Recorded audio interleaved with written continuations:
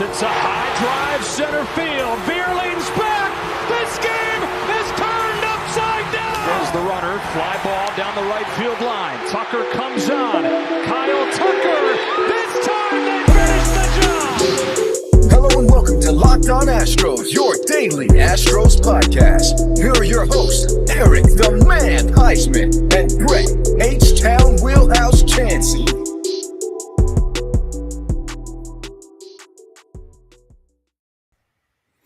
Hey everybody, and welcome into Locked On Astros. We're your team every day. I am Brett Chancey. I go by Htown Wheelhouse. You can find me there on Instagram, Twitter, and TikTok. You can find me at Stros411 on Twitter, Instagram, and Facebook. Always positive, always Stros. Make sure you look for the show Locked On Astros on Apple, Google, Spotify, Instagram, TikTok, wherever you get your podcasts. It's free and easy to listen to anywhere, in the car, on the way to work, no matter where you're going. And our co-host, Eric the Man Huysman. Find him at Eric Talk Stros on Twitter and Instagram. And let me tell you, we are so excited. Spring training is here. We have had so many things to talk about, but what I wanted to bring you in this clip here is going to be Forrest Whitley and Brandon Bielak, just a couple short clips of them talking about spring training and going into the season. And actually, they mentioned Lance McCullers. So I'm going to let them take it away. We'll let them talk. I'll give my comments on this, and then we'll hear from our manager, Dusty Baker. When you heard about what happened to Lance, what did you think? I felt bad. I mean, he's had a laundry list of things go on with his arm the past couple of years, so it's I felt really bad. I mean, I've gone through it myself. You know, the elbow stuff, the shoulder stuff. It's no fun. So. But I know Lance works extremely hard. He's a competitor, so I'm sure he'll be back very soon. Dusty said at a time like this, he's looking for a surprise, but you don't get classified as a surprise because they think so highly of you. Is this an opportunity till Lance comes back for you to maybe move up a spot? I mean, all at camp, I kind of just wanted to give myself like a clean slate. I didn't really want to come in trying to compete with any of the big leaguers on the roster now. I just wanted to come into camp, show everybody what I have right now and see if that could put me in a spot either in the bullpen or hopefully in the rotation. I mean, how does it make you feel when you're Dusty and the GM are saying good things about you? It feels really good. You know, I worked very hard this offseason to try to get those good words, so it definitely feels great. Thank you. Yeah, I think just going out there, competing, and getting back into game mode and filling up the zone. Do you feel any sense of urgency now that, you know, we know about Lance? Yeah, I mean, each year I come in as a starter, hoping to win a spot in the rotation, so nothing really changes from year to year, just going out there and competing. And this past offseason, did you work on anything specifically? No, kind of just improving my game from what I did last year, and just hopefully those adjustments pan out for me this year. And just being sharper, things like that? Or? Yeah, exactly. Dialing in my sinker and my slider, so those are the two pitches that I kind of focused on in the offseason. Any idea how many pitches you'll throw on Saturday? My guess would probably be 30-35 range, pushing 2 innings, yeah. You feel good about that? Yeah, I'm excited. I threw my first live the other day. Went pretty good, so I'm excited to face another team. Cool. Thanks, man. Appreciate your time. You know, let me start with Brandon Bielak because I interviewed this kid back in 2019 when he was with the Round Rock Express, and I was impressed with him the moment we met him. I interviewed him, Josh Rojas, Colin McKee that day. This was the first time I had interviewed minor league players kind of getting started with podcasts. I actually did it for Stros411, a Facebook page that I run. But Brandon Bielak, I remember talking about his time at Notre Dame. He actually went to school with Kevin Biggio, I believe, and he remembers Craig Biggio coming to the clubhouse. And just he was always impressed with the Astros organization. And this last year, Brandon Bielak actually played a really important role. Not as big of a role as like Brad Peacock played back in 2017, but he definitely was one of those arms that you like wouldn't know about if you weren't an Astros fan because he didn't have the big marquee name. But when he came in key times. He put up solid innings. And, you know, there were times where he gave up a lot of runs, but there were also times where he just kind of held things down. When the Astros maybe giving up a lot of runs, Brandon Bielak came in and he solidified that role. And I like his attitude here. He says, I come into camp and I come into each season expecting to make the rotation. And that sounds exactly like the Brandon Bielak that I met in 2019. It even sounds even more mature now, 2023. It seems ages ago, but for me, it seemed like it was just yesterday. So you love hearing him say that. I really think Brandon Bielak is going to be an important part of the Astros' success in 2023 and probably would be one of the most unheralded guys on the team. But you need to appreciate someone like Belak because he provides major league quality starting stuff. He can go multiple innings, and if you have to put him in a spot starting role, he is perfect for that role. So Brandon Bielak, we hear from him and Forrest Whitley. The first question he gets is not about him; it's about Lance McCullers, a perennial leader on this team, injured again, and Whitley kind of addresses it in relation to his injuries through the years. And it's kind of I think, a tough question to field, but he did a very good job of it. And I don't know that he thinks he'll make the big league roster or rotation. Of course, that's every pitcher's goal, but I think he is basically trying to prove himself, that show the team that he's worthy of being on the 40-man. He's worthy of a call-up if they need him. And I can see Forrest Whitley contributing in 2023. If all goes well with his health, he should be fine. So we've got a lot to look forward to, this pitching staff. The most recent episode, we talked about Abreu. Will they try to make him a starter? Will they make him a longer reliever? With McCullers down, with Verlander out, we have a lot more options than what a lot of people are really allowing themselves to think of. Yeah, it may seem like the Astros should be in panic mode, or why didn't they go get a big league starter? Those kinds of things in free agency, and Dusty Baker will address that here. So this is a clip, it's a little bit longer clip with Dusty Baker, roughly about 7 minutes. So I threw in some clips of the players in the background, so kind of help take that away from just staring at the person being interviewed. So enjoy this clip from Dusty Baker, and when we come back, I'll tell you about our sponsor for the show. Here he is. What he said yesterday about missing opening day. No, I mean, it is what it is. We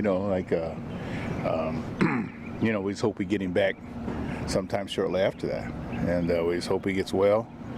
And I remember we used to leave Bobby Welch when I was with the Dodgers. We leave him back every year, because something in his elbow would.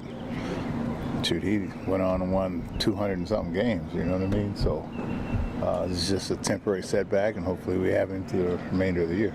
And an opportunity to just create, I guess, specifically for Hunter Brown now, as far as getting the rotation to start the year. Well, I mean, there was a good chance Hunter might have been in there in the first place, So, we're sort of counting on him, but, what we're looking for now is, which I'm always looking for, is a surprise person. A surprise person that has gotten itself together over the winter or, during spring training. So, this does create an opportunity, at least a temporary opportunity for somebody else to shine. Has anyone stood out in that regard thus far? Pardon? Has anyone stood out thus far in that regard, a surprise arm? Not really. I mean, you see what you see in bullpens, where it starts, but, you hope it translates to the game. So, yeah, you don't usually get surprised this early in the spring. You wait till a little later. I don't know if he'd qualify as a surprise, but Dana was pretty bullish yesterday on Whitley. Just for him to take the next step, kind of what kind of door does this open even wider for him to maybe take that next step and put himself on the major league radar? Well, I mean, he's been on the radar for a long time. Yeah. And no, this doesn't really affect Whitley to me, because Whitley, he has to stay healthy, number one. And if he does, then the sky's the limit on what he does. I mean, you gotta perform at some level and perform well before you come on the big league radar. You planning to play any major league guys on Saturday, first game? Probably not. I don't know. I got my lineups in there. Probably not. I know I'm not playing Bregman, Altuve, any of those guys. Probably not the major league guys until the second day. I think Tucker might be playing the second day. So we'll see. given what happened to Lance, how much consideration was given during the offseason about maybe adding a veteran guy, a starter, to come in and maybe give you a seventh guy like you had last year? Well, I mean, you got to ask the powers that be, you know. Like I got power, but I don't have authority, so, yeah, I mean, that was always a consideration for me, but like I said, I'm not the, and at the time, we didn't have a general manager in place in order to make that move, so, and like I said, I didn't have the authority to do that. I saw you talking with Will Wagner yesterday a little bit. Does Dad come up in those conversations with him? Or? Yeah, well, I brought it up. That's the first time I had met him. I never talked to him before. And so I just asked him how his dad handled him being a dad and his coach in high school. And,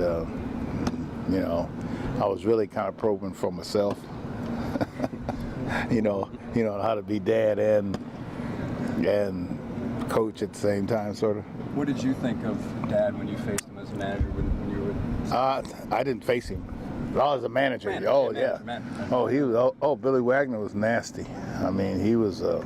This cat was something, And I remember when I had him in the All-Star game, and I was quite surprised because he gave up a home run to Jason Giambi in that All-Star game, which we ended up losing. But I had three of the best closers at that time. I had him, Gagne, and Smoltz, and never did get to Smoltz. And Gagne hadn't blown a game in 2 years, 3 years, 60 saves or something, and then he gave it up to somebody that doubled down the line, and that was a bad omen. So, but Billy Wagner was, boy, he was tough. Dusty, I got kind of maybe a strange question for you. Players are always talking about improving this time of year. Is there any way you want to improve as a manager this season? Yeah, you always want to improve. I mean, I don't know. Something got to happen first, before you know if you need that improvement or not. And most of the time it's something adversely happened to you. I don't know. Is there I've always been working on temperament. I mean, I'm always working on that one. So. Is there any way in your Houston tenure in which you think you've grown as a manager in the last few years? I don't know, man. It's hard to ask me questions about me, So. Dusty, it's only been a month with Dana Brown, but what have been some of your early impressions about him and what he can bring to the organization? Well, he brings a well-rounded resume. I mean, this guy, he's played, he's scouted, he's been in the front office. I mean, he's done quite a few things, in a short period of time. So, he's a very forth. I mean, he's very upfront about things, and I haven't really tried to form a judgment yet, which I try not to.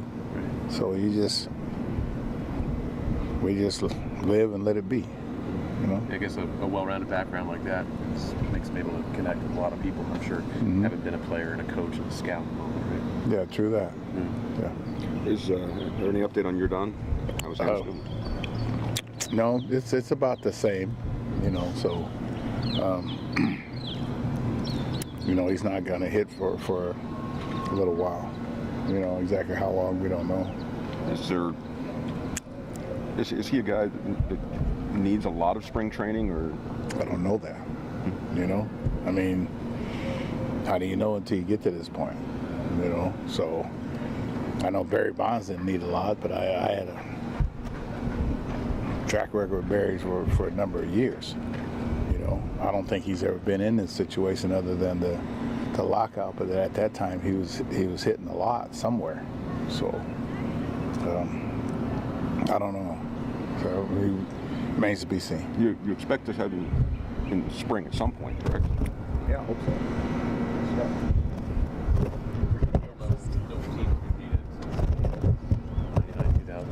But when you played, was that Joe Torre's teams? Yeah, the 98, 99, 2000. But when you played, it wasn't that uncommon. Like the A's won 3, Reds 1-2, Yankees 1-2, or Yankees 1-2, maybe Toronto 1-2. Mm-hmm. Mm-hmm. Why is it so hard now, and why was it easier? Why did it happen more often back in the day? Do you think? I don't know. Probably teams don't stay together as long, either through having to pay everybody or guys claiming free agency. You know, there's probably a number of reasons.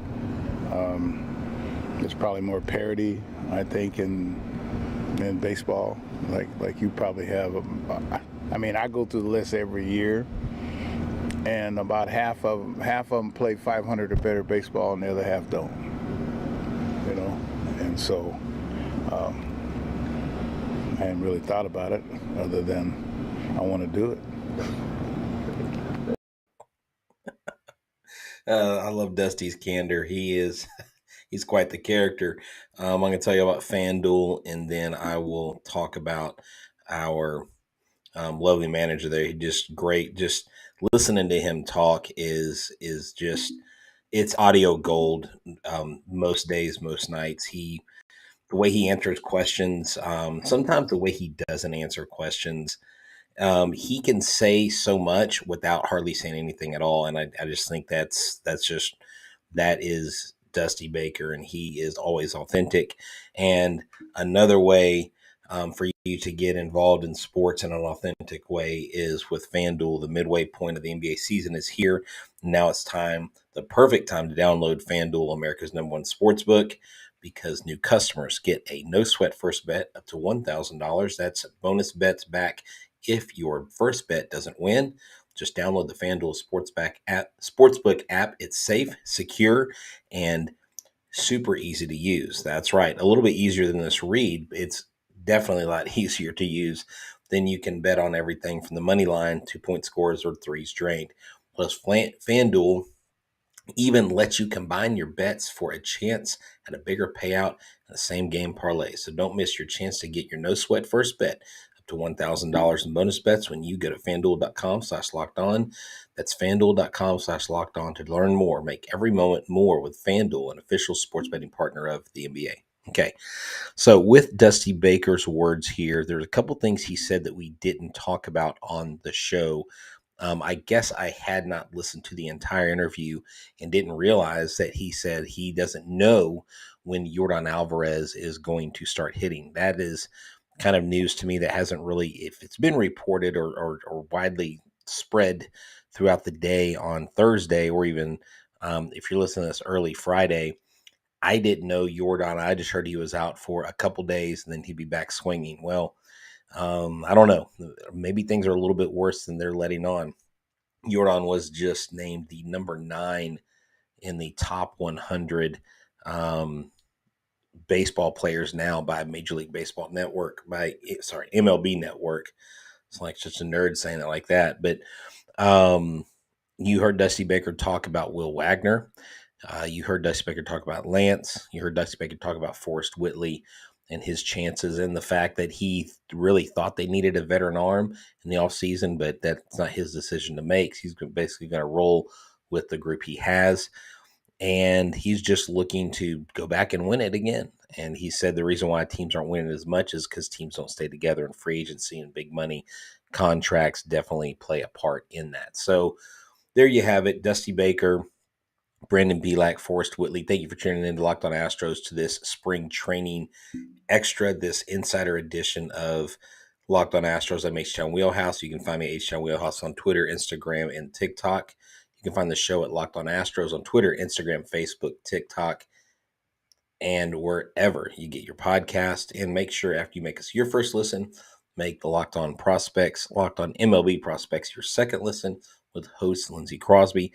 He is the encyclopedia for minor league baseball and goes over the stars of tomorrow, not just with the Astros, but all organizations. So you definitely be to your advantage to tune in to Lindsey Crosby at Locked On MLB Prospects. So thank you so much for listening to a second edition of the day, and we'll be getting this out to you on Friday. You have a great weekend, and we'll be back on Sunday regular time to talk about the first 2 Astros spring training games. Y'all have a good one. God bless.